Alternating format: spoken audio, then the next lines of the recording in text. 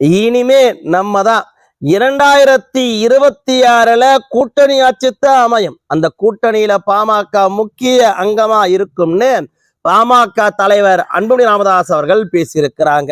இது ஏதோ போற போக்குல பத்திரிகையாளர்களுக்காக பேசுற பேச்சு இல்ல, திமுகவுடைய தூக்கத்தை கெடுக்கிற பேச்சு, தமிழர்களுக்கு நிம்மதி பெருமூச்சை கொடுக்கிற பேச்சு.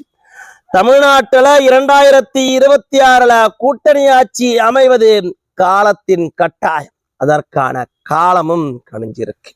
திமுகவுடைய திருட்டுத்தனம் அப்பட்டமாக வெளிப்பட்டு அவர்களுடைய குட்டு உடைபட்டு இன்னைக்கு நிற்கதியா நிற்கிறாங்க.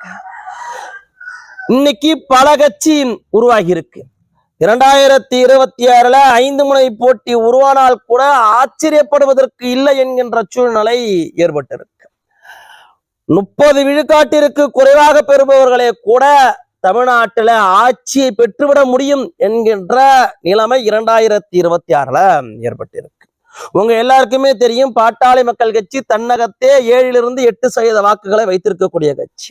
அதை விக்கிரவாண்டி இடைத்தேர்தல் வரைக்கும் நிரூபிச்சு இருந்தாங்க. உங்க எல்லாருக்குமே தெரியும், விக்கிரவாண்டி இடைத்தேர்தல் எவ்வளவு பணம் எல்லாத்தையும் கொட்டு கொடுத்து கீழ்த்தரமான ஒரு செயலை செய்தும் கூட அவர்களால் பாமகவினுடைய வாக்கு பலத்தை குறைக்க முடியவில்லை. பட்டியல் சமுதாயத்தினுடைய பூத்துகள்ல கூட நாம 8 பூத்துல பெரும்பான்மையா வாக்குகளை பெற்றிருந்தோம். அதற்காகத்தான் தமிழ்நாட்டுல பல இடங்கள்ல சமூக மோதலை ஏற்படுத்துவதற்காக திட்டம் தீட்டி தோற்றும் போனது திமுக. இந்த சூழ்நிலையில விஜய் கட்சி ஆரம்பிச்சிருக்காப்புல, இன்னொரு கட்சி ஏதோ உருவாயிருக்குன்றாங்க, 4 கட்சிகள் இருக்கு. இந்த கட்சிகள் அத்தனையும் திமுகவுடைய வாக்குகளை பிரிக்கக்கூடிய கட்சிகள். பாமகவுடைய வாக்குகளை 89 இன்னைய தேதி வரைக்கும் பிரிப்பதற்கு ஒத்த கட்சி கூட பொறக்கலை என்பதற்கு சாட்சியாக இருக்குது கடந்த கால அரசியல் வரலாறும் தேர்தல் வரலாறும். இந்த சூழ்நிலையில தான் அன்புமணி ராமதாஸ் அவர்கள் இப்படியாக பேசியிருக்கிறாங்க.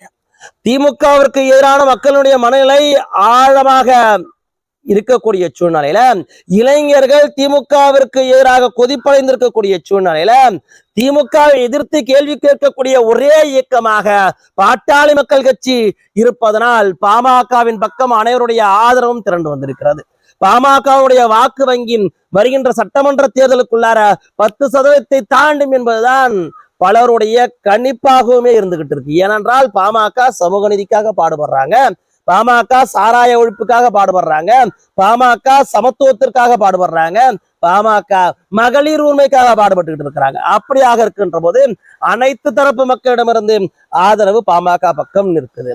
இந்த சூழ்நிலையில தான் அனைத்து கட்சிகளும் பாமக பக்கம் அணிவகுத்து நிற்கிறாங்க.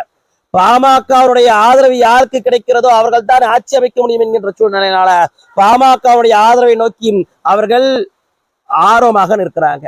பாமக யாருக்கு ஆதரவு அளிக்கிறார்களோ அல்லது பாமகவிற்கு யார் கரம் கோர்த்து கரை சேர்கிறார்களோ அவருடைய ஆட்சித்தான் நிச்சயமாக 2026 அமையும். அதற்கான சதுரங்க ஆட்டத்தை தான் அன்புமணி ராமதாஸ் அவர்கள் இன்றிலிருந்தே தொடங்கி இருக்கின்றார். அந்த ஆட்டத்தில் நிச்சயமாக அன்புமணி ராமதாஸ் அவர்கள் வெல்வார் என்பது மட்டும் உறுதி. இன்று முதல் நாம் துயில் கலைந்து துடிப்பாக உழைப்போம்.